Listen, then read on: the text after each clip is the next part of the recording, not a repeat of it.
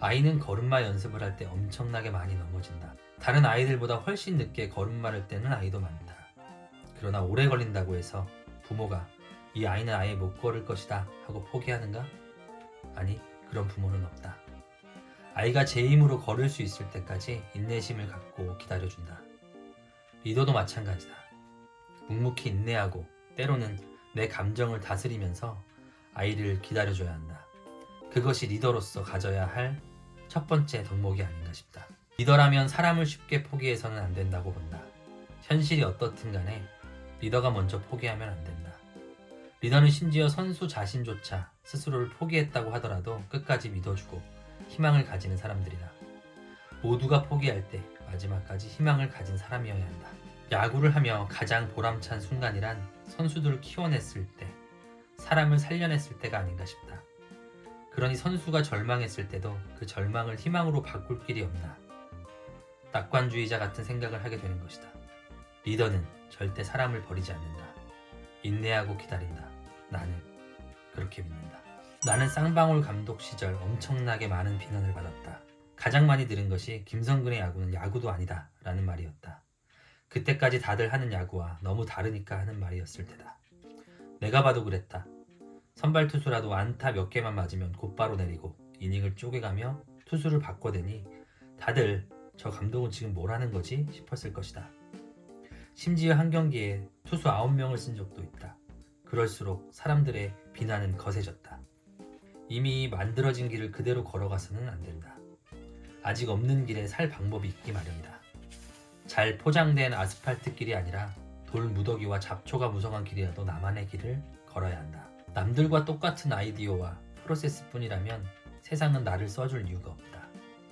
자기 존재 가치라는 게 있어야 일을 시켜주는 법이다. 물론 이제까지 가보지 않은 길에는 리스크가 많다. 위험하기 짝이 없고 극단적으로 가다가 죽을 수도 있다. 그럼에도 도전할 수 있는 발상, 도전하는 행동, 도전을 계속하는 힘, 도전하는 열정 4가지만 있다면 사람은 죽을 때까지 내 길을 찾으면서 살아갈 수 있다. 비상식적인 승부수를 던져야 살아남을 수 있다. 그리고 살아남는다면 그 비상식은 곧 상식이 된다. 나는 여태껏 그런 방식으로 살아왔다. 돈을 받으면 프로다. 최강 야구 선수들에게 한 말이다. 고등학생 야구단과의 시합에서 진 날, 시합이 끝나고서 선수들끼리 모여 우리는 프로 출신인데 아마추어와 시합에서 졌다는 게 너무 창피하지 않느냐, 이런 말을 나누고 있는 것이다. 그걸 가만히 듣자니 시합에 들어가기 전에 가진 의식부터 틀렸다 싶었다. 프로 출신이라는 말 때문이었다. 방송국에서 돈을 받고 있지 않는가. 돈을 받는다는 건 프로라는 뜻이다. 그렇다면 시합에서 이겨야 하고 시합을 봐주는 관중들에게 즐거움을 안겨줘야 한다. 프로라면 시합에 나가는 매 순간 그런 의식이 필요하다. 자신이 팀에게 그리고 팀원들에게 어떻게 해야 피해를 주지 않을지, 어떤 기여를 할 수 있을지 제대로 된 의식을 갖고 움직여야 비로소 프로라고 할 수 있다. 그런 의식이 없으면 최강 야구는 아무것도 아니게 된다. 선수단 뒤에는 200명의 스태프가 있다. 시합을 하는 건 선수단이지만 그 시합 하나를 만들기 위해 뒤에서 200명이 각자 치열하게 자기 일을 한다. 그리고 스태프의 가족까지 하면 좋기 500~600명은 된다. 야구단도 방송도 똑같다. 선수들을 위해 뒤에서는 어마어마하게 많은 사람이 일을 하고 있다. 수많은 사람의 밥줄이 선수단에 달려있다. 그만큼 우리가 실수를 하면 그들에게 어떤 피해를 주는지도 평소에 인식하고 있어야 한다. 팀이라면 반드시 필요한 의식이다. 책상 빼기니 뭐니 해서 나이가 들면 일괄로 퇴직시키는 조직이 여전히 많다. 그런 상황에 놓인 분들 중에서 최강 야구를 보는 분들이 계실 텐데 이 방송을 통해 희망과 기쁨을 얻어가길 바랬다. 나는 그런 의식을 품고 최강 야구라는 방송을 시작했다. 또 야구를 함으로써 사회에 무엇이 필요한지도 보여주고 싶었다. 나이를 먹었다고 해서 안 되는 것은 없으며 노장도 얼마든지 새로운 흐름에 빠르게 올라탈 수 있다는 것을, 어떤 자리에 있다면 스스로에게 물어야 한다. 세상에 어떤 의식을 남기고 싶은가? 왜 그렇게 됐을까 하는 질문은 별것 아닌 것 같아도 사실 어마어마하게 크다. 모든 일은 조그마한 것에서부터 시작되기에 정말 사소한 것처럼 보여도 그 그 순간을 잡는 사람, 순간을 잡고 왜 그렇게 되었는지 풀어가는 사람이 결국엔 이기는 법이다. 연습을 거듭하다 보면 어느 순간 그 미세한 차이가 보인다. 지금까지 왜 내가 제대로 못했는지, 무엇이 잘못되었던 건지 깨달을 수 있다. 연습하고 연습하는 속에서 팟하고 오는 직감이 있다. 그걸 잡아야 한다. 그래서 선수들에게도 매번 이야기하는 것이 제일 중요한 건 눈과 귀라는 점이다. 하느님이 눈과 귀는 2개씩 주고 입은 하나만 준 데는 이유가 있다. 살면서 말은 별로 중요하지 않다. 보고, 듣고, 느끼고가 가장 중요하다. 항상 무엇이든 포착하려고 하지 멍하니 정신을 놓고 있을 때는 거의 없다. 지금도 계속되는 버릇이다. 그래서 내 별명이 잠자리 눈깔이었다. 어떤 순간도 놓치지 않는다고, 가만히 서서 사방을 다 본다고 해서 붙여진 별명이다. 나쁘지 않았다. 야신이란 별명보다 더 마음에 들었다. 힌트란 건 세상 아무데나 가도 있다. 그 힌트들을 어떻게 붙잡고 느껴서 자기 길을 만들어 가느냐의 차이다. 힌트를 그냥 흘려보내는 사람과 그걸 보고 순간순간 아이디어를 내는 사람의 차이는 엄청나게 크다. 순간을 잡을 수 있는 집중력이 사람의 미래를 결정한다. 관찰에는 3가지 단계가 있는데 첫 번째 단계는 견학할 때의 견이다. 말 그대로 보기만 하는 것이다. 이 단계에서는 사과가 나무에서 떨어지는 모습을 봐도 아무 생각이나 의문을 갖지 않는다. 대부분의 사람들은 세상사를 이 견해 단계에서 바라보는 데 그친다. 왜라는 퀘스천 마크가 없는 것이다. 그 다음 단계는 관광할 때의 관이다. 자세히 들여다보고 관심을 갖는 단계인데 앞에서 말한 사과의 예를 들자면 사과가 떨어지네 정도의 생각을 갖는다면 관이라고 할 수 있다. 그리고 관찰에서 최고의 경지에 이른 단계가 바로 진이다.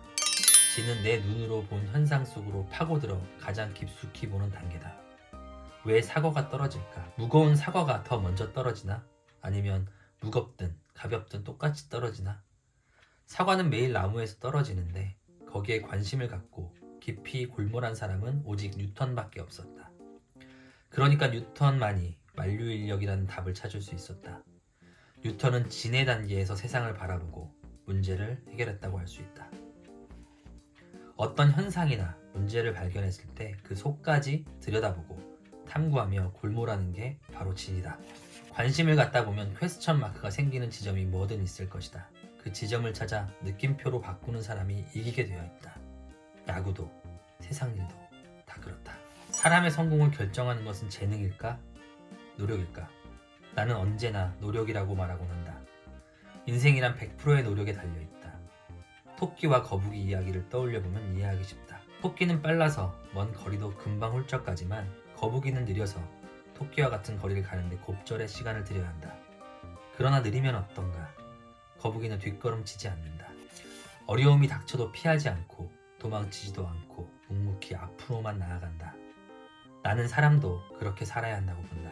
인생을 살아가는 법도 똑같지 않나 싶다. 재주를 부리는 사람은 그 순간 당장은 위기를 모면할지 몰라도 그 다음 위기가 오면 반드시 길이 막혀버린다. 위기에서 아무것도 배우지 못하는 사람은 인생을 똑바로 살 수 없다. 어딘가 벽에 부딪혔다면 벽에 부딪혔다는 사실 자체에 힘들어할 게 아니라 막힌 채 시간을 흘려보내고 있다는 것이 힘들게 느껴져야 한다. 무심코 보낸 하루가 나중에 엄청나게 큰 시련이 된다. 어떤 핑계도 대지 않고 포기하지도 않고 오늘 하루의 모든 것을 쏟아부으며 살아야 한다. 그러면 언젠가는 이긴다. 그것이 야구가 내게 가르쳐준 인생이다. 물병이 하나 있다고 해보자. 병 속에 있는 물이 나이고 바깥이 세상이다.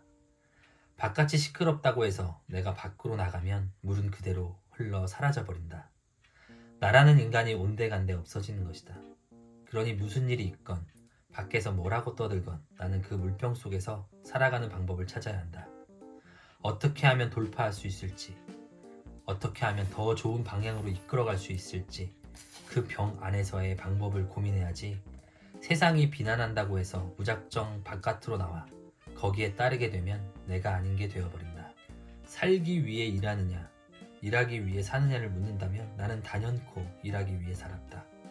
살기 위해 일하다 보면 비굴해지는 순간이 많다. 내 목숨을 부지하려면 바깥에서 들려오는 이야기와 타협해야 하기 때문이다.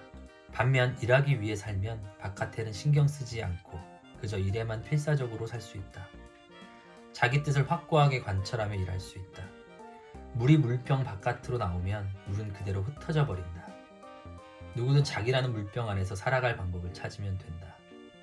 비상식이 되든 뭐가 되든 그 물병 속에서 물을 살려놓는 게 내 역할이다.